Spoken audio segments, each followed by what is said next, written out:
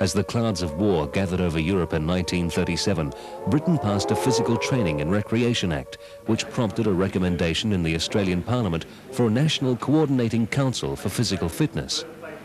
Although hotly denied by the politicians of the day, the real motivation behind the establishment of the national fitness movement was that Australians were unfit and unprepared for war.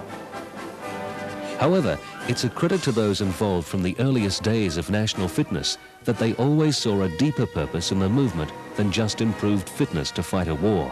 By the 1940s, the National Fitness Council was established in Western Australia, and fitness programs were being planned for all age groups, from preschoolers to the elderly. Ern Halliday, the driving force behind the WA National Fitness Movement, called this the cradle-to-the-grave approach. But the world crisis soon narrowed the effort down to concentrate on youth aged 14 to 21. Soon, thousands of young West Australians were attending physical fitness classes run by trained volunteers at more than 70 national fitness centres.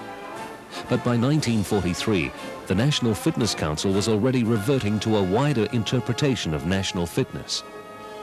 It was seen as the encouragement of a strong spirit of community service through recreational and other activities. From the start of the national fitness movement, it was recognised that camping could provide the right environment for recreational and community activities. In 1945, the National Fitness Council acquired a 10-year lease of the Bickley Reservoir and the valley surrounding it.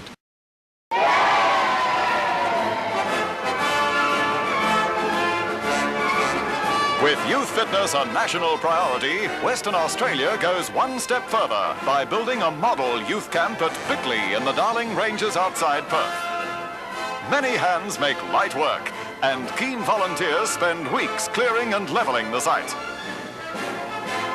Under the eagle eye of National Fitness Director Ern Halliday, a stone wall goes up and stone pathways go down.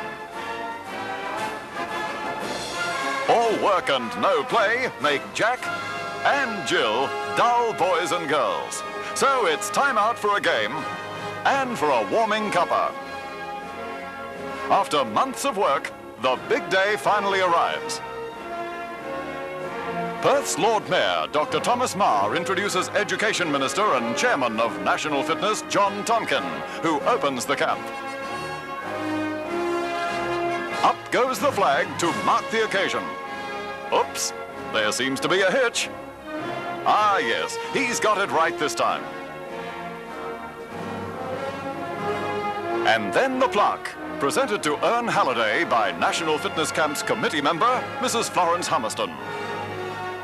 The plaque will remain at the Bickley Camp to mark this milestone in the development of young, fit Australians like these.